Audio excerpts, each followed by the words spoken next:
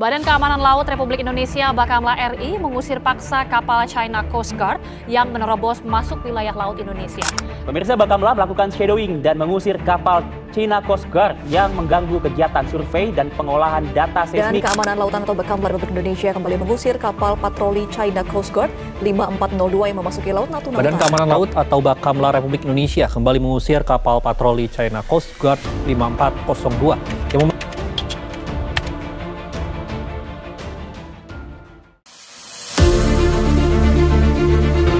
Pada awal Oktober 2024, kapal Coast Guard China CCG 5402 kembali terdeteksi memasuki perairan Zona Ekonomi Eksklusif ZEE Indonesia di Laut Natuna Utara. Insiden ini bukanlah kejadian pertama. Menurut laporan Bakamla, aktivitas kapal-kapal China di wilayah ini meningkat dalam beberapa tahun terakhir dengan lebih dari 20 pelanggaran yang tercatat sepanjang 2023. Di sisi lain, pemerintah Indonesia terus berupaya menjaga stabilitas kawasan, baik melalui patroli maritim maupun jalur diplomasi. Laut Natuna Utara adalah bagian dari sengketa yang lebih luas di Laut Cina Selatan, di mana beberapa negara ASEAN seperti Vietnam, Filipina, dan Malaysia juga menghadapi klaim ekspansif China berdasarkan 9-Dash Line, yang kini diperbarui menjadi 10-Dash Line. Namun, klaim ini telah ditolak oleh Pengadilan Arbitrase Internasional pada 2016 dengan dasar bahwa tidak ada bukti historis yang mendukungnya dalam hukum internasional. Indonesia sendiri tidak menganggap dirinya sebagai pihak dalam sengketa Laut Cina Selatan, tetapi tetap harus menghadapi tantangan dalam mempertahankan kedaulatan maritimnya.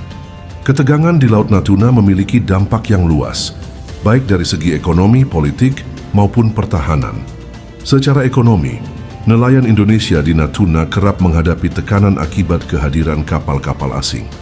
Dari sisi geopolitik, Indonesia berada dalam dilema. Harus menjaga hubungan baik dengan China sebagai mitra dagang utama, namun sekaligus mempertahankan kedaulatan wilayahnya. Selain itu, meningkatnya ketegangan di kawasan juga mempengaruhi dinamika keamanan regional, dengan negara-negara seperti Amerika Serikat, Jepang, dan Australia semakin aktif dalam strategi Indo-Pasifik mereka. Lantas, bagaimana strategi terbaik bagi Indonesia dalam menghadapi situasi ini? Haruskah Indonesia meningkatkan patroli maritim dan memperkuat armada militernya, atau tetap mengandalkan jalur diplomasi untuk meredakan ketegangan?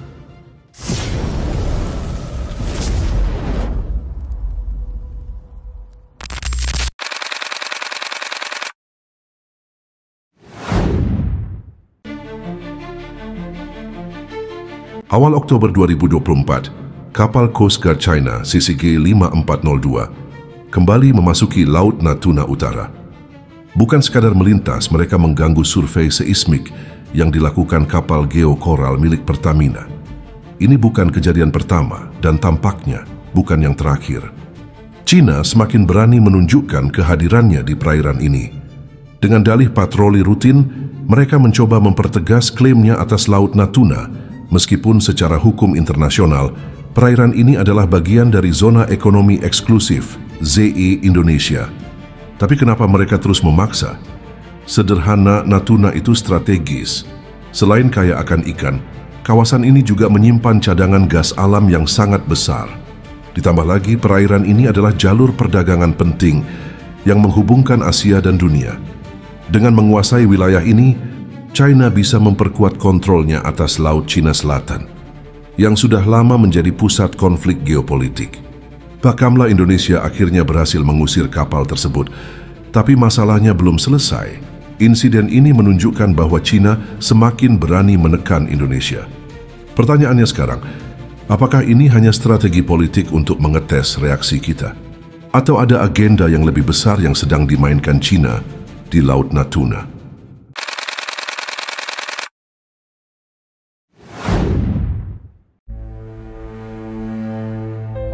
Ketegangan di Laut Natuna bukan sekadar perselisihan antara Indonesia dan China. Ini adalah bagian dari konflik yang lebih luas di Laut Cina Selatan, yang melibatkan banyak negara seperti Vietnam, Filipina, Malaysia, serta kekuatan besar seperti Amerika Serikat dan Jepang. Masing-masing punya kepentingan di wilayah ini, entah karena alasan ekonomi, keamanan, atau geopolitik. Dan semakin banyak pihak yang terlibat, semakin rumit pula permasalahannya. Bagi Indonesia, situasi ini membawa tantangan besar.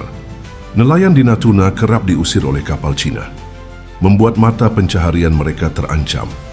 Dari sisi pertahanan, Indonesia harus terus memperkuat angkatan lautnya untuk menjaga kedaulatan wilayah. Sementara itu, di ranah diplomasi posisinya jadi serba sulit. China adalah mitra dagang utama, tetapi membiarkan mereka melanggar batas teritorial jelas, bukan pilihan. Inilah dilema yang dihadapi Indonesia. Menjaga hubungan baik dengan China atau bersikap tegas soal kedaulatan. Sikap lunak bisa dianggap sebagai kelemahan, tapi konfrontasi berlebihan juga bisa berdampak buruk pada ekonomi dan investasi. Itu sebabnya strategi diplomasi yang cermat sangat diperlukan, mencari keseimbangan antara kepentingan nasional dan realitas politik global.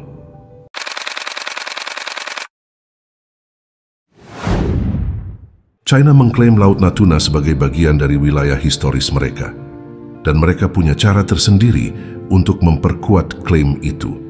Mereka menggunakan strategi Grey Zone, yaitu tindakan agresif non-militer yang bertujuan menghindari konflik terbuka.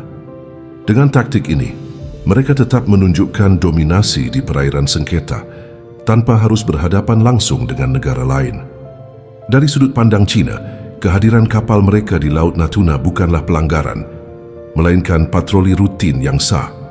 Media pemerintah terus menggambarkan aktivitas ini sebagai upaya mempertahankan kedaulatan nasional, seolah-olah tidak ada yang perlu dipermasalahkan. Mereka juga berpegang pada peta 9 garis putus-putus, sebuah klaim yang telah lama menjadi sumber ketegangan di kawasan. Namun Amerika Serikat dan sekutunya punya pandangan berbeda. Bagi mereka, apa yang dilakukan China adalah bentuk ekspansi maritim yang mengancam kebebasan navigasi di perairan internasional. Washington menilai langkah ini berbahaya karena bisa mengganggu stabilitas kawasan. Negara-negara seperti Jepang dan Australia juga ikut bersuara, khawatir akan dampak dari meningkatnya aktivitas China di Laut Natuna. Melihat situasi ini, Pentagon tidak tinggal diam. Mereka menyatakan siap membantu negara-negara ASEAN dalam mempertahankan wilayah mereka dari tekanan China. Melalui kerjasama militer, latihan gabungan dan patroli bersama, ASEAN berusaha menyeimbangkan kekuatan di kawasan Indo-Pasifik. Dengan ketegangan yang terus meningkat, Laut Natuna kini bukan sekadar konflik perbatasan, tapi juga bagian dari pertarungan geopolitik global.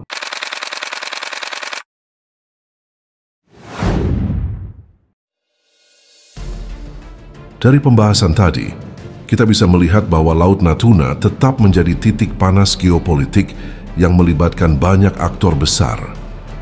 Indonesia menghadapi tantangan besar dalam menjaga kedaulatan wilayahnya, sambil tetap mempertahankan hubungan diplomasi dengan China. Ke depan, ada beberapa skenario yang mungkin terjadi. Jika China semakin agresif, Indonesia harus meningkatkan kerja sama pertahanan dengan negara-negara ASEAN dan sekutu lainnya. Namun, jika Indonesia lebih memilih jalur diplomasi, maka negosiasi dan upaya hukum di ranah internasional harus diperkuat. Apakah eskalasi ini akan terus berlanjut hingga memicu konflik yang lebih besar? Atau Indonesia bisa menemukan solusi cerdas untuk menjaga keseimbangan antara kedaulatan dan kepentingan ekonomi?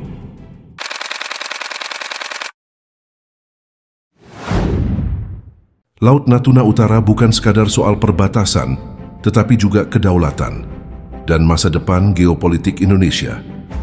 Dengan meningkatnya aktivitas kapal asing, Indonesia perlu bersikap lebih tegas melalui patroli intensif dan penguatan armada laut untuk menegaskan hak berdaulatnya.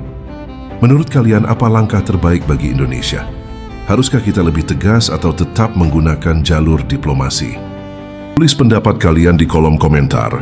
Jangan lupa like, share, dan subscribe untuk analisis terbaru seputar geopolitik dan isu-isu global lainnya.